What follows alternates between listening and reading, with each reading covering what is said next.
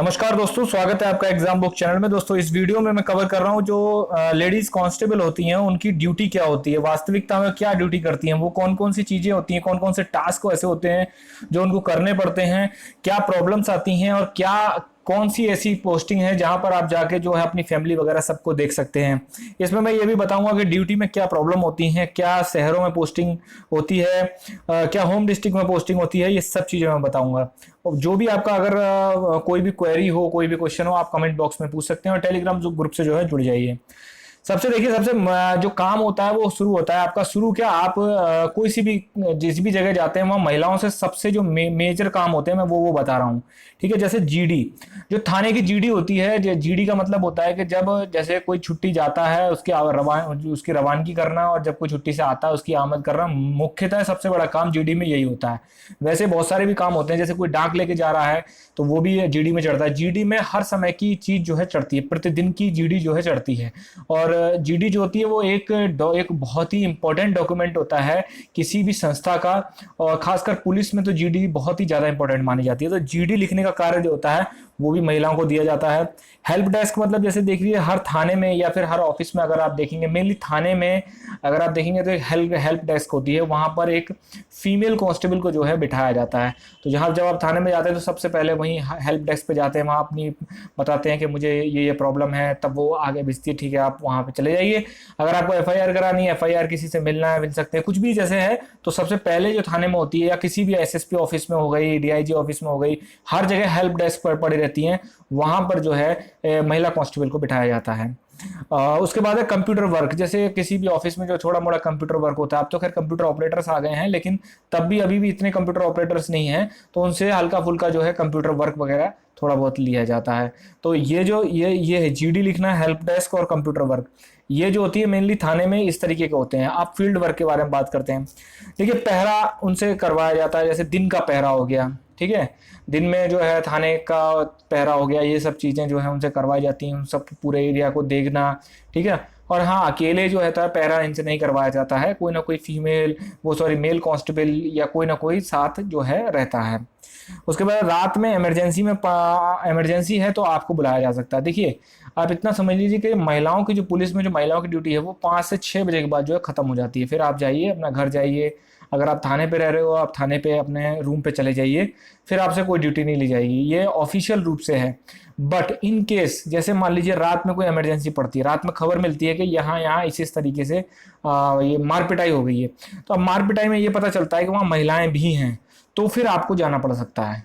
ठीक है, mail mail के बीच में है तो आप नहीं जा सकते हो, लेकिन फीमेल भी हैं उसमें मौजूद तो आपको जाना ही पड़ेगा, क्योंकि फीमेल के केस में पुलिस बहुत सेंसिटिव हो जाती है और वहां पर मेल कांस्टेबल या मेल दरोगा कुछ नहीं कर सकता। वहां पर फीमेल कांस्टेबल या फीमेल दरोगा का होना जरूरी होता है। तो रात में अगर इमरजेंसी पड़ेगी तो आपको जाना पड़ेगा। उसके बाद रेप केसेस में मेडिकल करवाना। जैसे रेप केसेस होते हैं या फिर लड़कियां किसी के साथ चली जाती हैं या फिर उनको कोई बहला फुसला के ले जाता है और वो बाद में जब वापस लौटती हैं, तो उस केस में जो मेडिकल होता है, क्योंकि ये पुष्टि करने के लिए कि रेप हुआ है या नहीं हुआ है, तो उस केस में क्योंकि वो बहुत ही सेंसिटिव एक मुद्दा होता है, बहुत ही सेंसिटिव मैटर होता है, उस केस में फीमेल कांस्टेबल को ही जो है ऑथराइज किया जाता है, जिससे कि एक फीमेल ही फीमेल को अपनी परेशानी बता सकती है, वो उससे खुल के बात कर सकती है। तो ये चीज़ जो होती है, उसका मेडिकल कराना, मेडिकल की जांच वगैरह लिखना, सब कुछ वो आपका जो है आगे फर्दर रिपोर्ट करना, वो सब कुछ फीमेल कांस्टेबल आपका करवाती है। फिर है वीआईपी ड्यूटी। वीआईपी ड्यूटी भी लग सकती है आपकी। ठीक है, वीआईपी ड्यूटी में भी आपको जो है थोड़ा सा ऐसे एरिया में रखा जाता है जहाँ पर फीमेल का इंटरेक्शन है, या फिर जहाँ पर लो आपका जो है खतरे की जगह है, वहाँ पर आपको रखा जाता है। ठीक है, तो वीआईपी ड्यूटी भी आपकी लग सकती हैं। जैसे आपका कुंभ मेला है, कुंभ मेले में आपकी ड्यूटी लग सकती है, या फिर आपका कोई रैली है, प्रधानमंत्री की रैली, सीएम की रैली है, वहाँ पर भी आपको जाना पड़ सकता है। ठीक है ना, क्योंकि वहाँ पर मेल और फीमेल दोनों ही लोग आते हैं। तो अगर मान लीजिए कुछ ऐसी सिचुएशन होती है कि जिस केस में आपको जो है वहाँ पर फीमेल के साथ बदतमीजी हो रही है या फिर वहाँ पे भगदड़ मस्ती है फीमेल के, तो वहाँ पर कंट्रोल करना, तो फीमेल के बीच में मेल कांस्टेबल नहीं जा सकता ना, फीमेल के बीच में फीमेल कांस्टेबल, दरोगा, हेड कांस्टेबल्स, इनको आपका डिप्लॉय किया जाता है। फिर है दिन में गश्त। दिन में आपको गश्त करनी पड़ेगी। दिन में आपको जो है पूरे एरिया में आपको गश्त करनी पड़ेगी। गश्त में मैं बताता हूँ आपको अकेले कोई ऐसा नहीं है कि आपको अकेले गश्त करनी पड़े, वो एक पूरी टीम चलती है, उसके साथ आपको जो है गश्ती में जाना पड़ सकता है। ठीक है। तो ये आपका दिन की गश्त हो गई। फिर आपका बैंक ड्यूटी लगती है आपकी। फिर बैंक में जो है आपका जैसे अभी डीमोनेटाइजेशन हुआ था उस टाइम पे क्या तो आपने देखा होगा हर बैंक पे ड्यूटी लगती है फीमेल कांस्टेबल का। वैसे भी लगती है नॉर्मल डेज में भी, जो सेंसिटिव एरियाज में बैंक होती हैं उसमें आपकी लगती है। वो ऐसा नहीं है कि लूट मार के लिए, वो ऐसा है कि जब ज़्यादा भीड़ आ रही है या कुछ आ रही है तो महिलाओं को कंट्रोल कैसे करना है, कोई छिड़खानी ना करे या कुछ गलत हरकत ना करे, तो इस वजह से जो है फीमेल कांस्टेबल्स को वहाँ पर लगाया जाता है। हमराही ड्यूटी।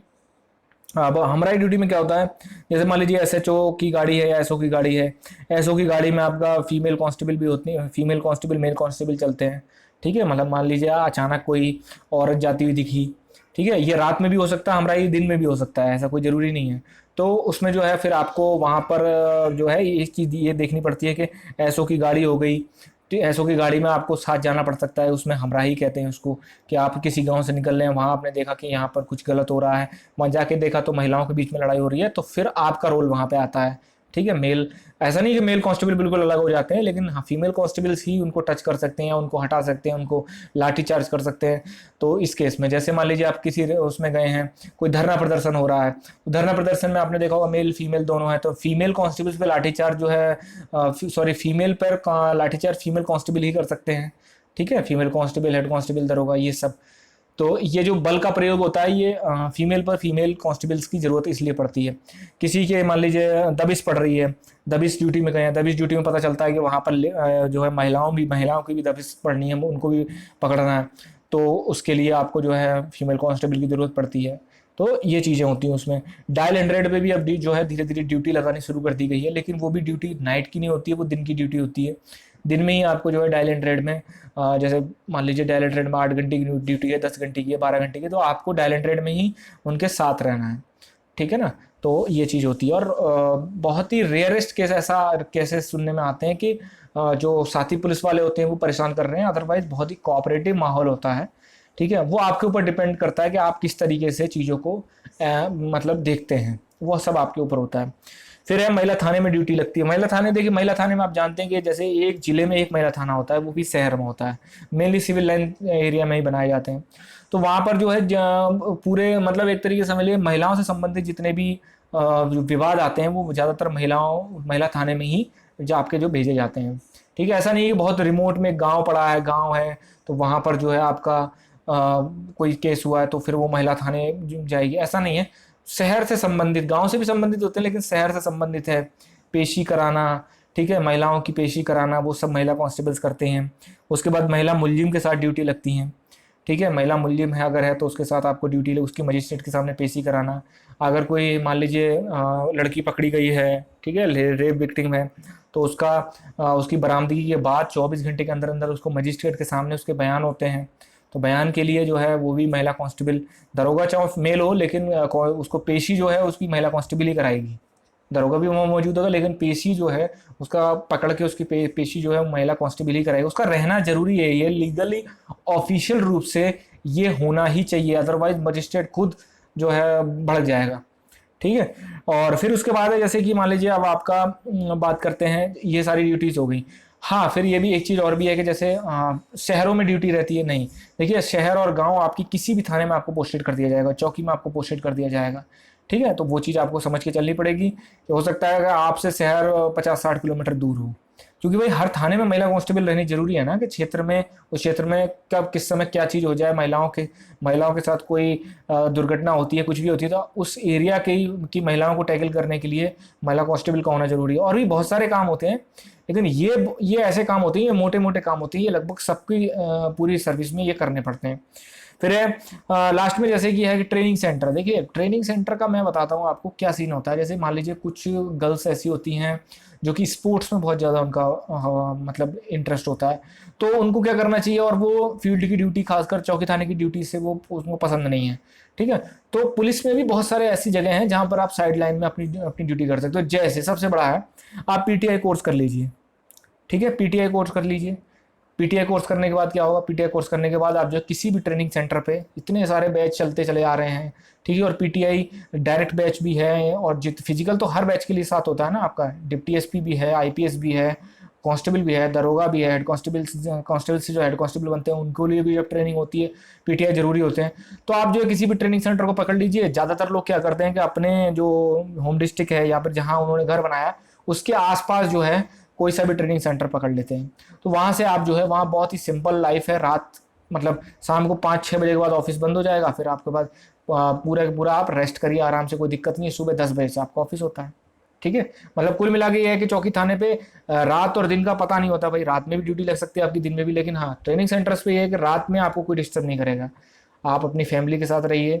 ठीक है, तो ये जो चीज़ है, इतनी ड्यूटी जो है ये कॉमन रूप से ऐसी होती हैं जो कि किसी भी महिला कांस्टेबल को आपकी करनी पड़ती है। हाँ, बात रही थ्रेट की, बहुत ही रेयरेस्ट केस में ऐसा होता है कि थ्रेट वगैरह वैसे तो नहीं होता है, क्योंकि वहाँ के जो एसएचओ होता है उसके ऊपर बहुत ज़्यादा एक रेस्पॉन्सिबिलिटी होती है कि चौकी थाने की जो महिला कांस्टेबल होती हैं उनका देख रेख करना, उनका मतलब पूरा का पूरा उनको कोई इस तरीके से कोई परेशान तो नहीं कर रहा है या फिर कुछ किसी भी तरह की कोई चीज़ है, उस सब की सब चीज़ें जो हैं वो देखी जाती हैं।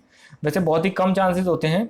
तो ये सब चीज़ें हैं, और बहुत ही करने के लिए तो बहुत इंटरेस्टिंग जॉब है। और जो इंटरेस्टिंग जॉब होती है, जिसके लिए वो इंटरेस्टिंग जॉब होती है, किसी दूसरे के लिए हो सकता है कि तो थोड़ी बोरियत जॉब हो। तो ये सारी चीज़ें दोस्तों जॉब्स की होती हैं।